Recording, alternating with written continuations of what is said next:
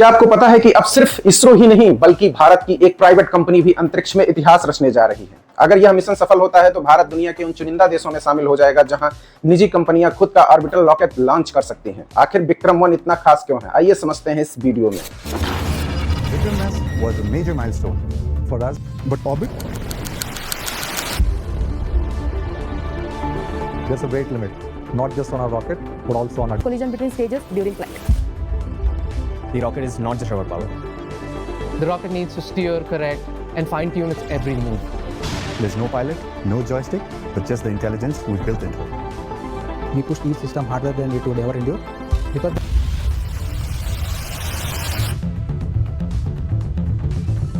You name something one, then you know it's not going to be the last.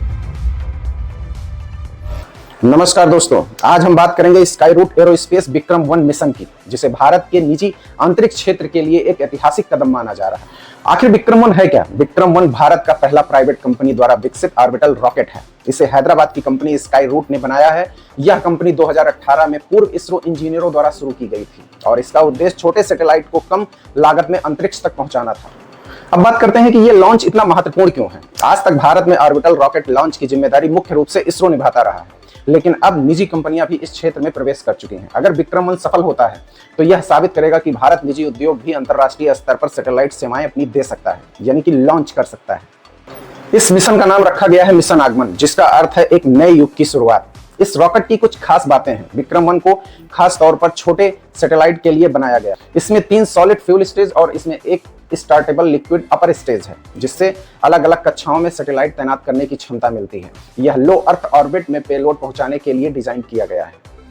इसका परीक्षण launch Satish Dhawan space centre Sriharikota से किया जाएगा। ताजा रिपोर्ट्स के अनुसार मिशन की उड़ान 18 जुलाई के लिए निर्धारित की गई है। हालांकि अंतिम समय में मौसम या तकनीकी कारणों से समय में बदलाव किया जा सकता है। अब बात करते हैं कि इस मिशन में जाएगा क्या। मिशन आगमन में कई वारेज पेलोड शामिल किए गए हैं, जिसमें भारतीय और अंतर्राष्ट्रीय ग्राहकों के छोटे छोटे सैटेलाइट। यह केवल तकनीकी प्रदर्शन नहीं बल्कि व्यावसायिक लॉन्च क्षमता दिखाने की दिशा में बड़ा कदम है।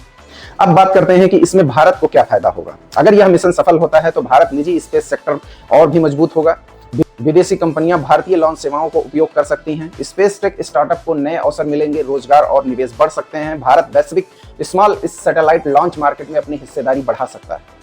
अब बात करते हैं कि दुनिया के लिए इसका क्या मतलब होगा। आज स्पेस एक्स जैसी निजी कंपनियों ने अंतरिक्ष उद्योग को बदल दिया है। भारत भी उसी दिशा में तेजी से आगे बढ़ रहा है। अगर विक्रम 1 सफल रहता है तो भारतीय कंपनियों के लिए वैश्विक स्पेस मार्केट में एक प्रतिस्पर्धा के रास्ते खुल जाएंगे। तो दोस्तों, यह सिर्फ एक रॉकेट लॉन्च नहीं है, यह भारत के निजी स्पेस सेक्टर की नई उड़ान की शुरुआत। पूरी दुनिया की नजर इस मिशन पर होगी। अब देखना होगा कि मिशन आगमन भारत के स्पेस इतिहास में एक नया अध्याय लिख पाता है या नहीं। अगर आपको भारत की स्पेस टेक्नोलॉजी, इसरो और नई वैज्ञानिक उपलब्धियों पर ऐसे ही वीडियो पसंद है तो हमारे वीडियो को लाइक करें, हमारे चैनल को भी सब्सक्राइब करें। कमेंट करके बताएं कि आपको लगता है कि भारत भविष्य में स्पेस एक्स जैसी निजी स्पेस कंपनी खड़ी कर पाएगा।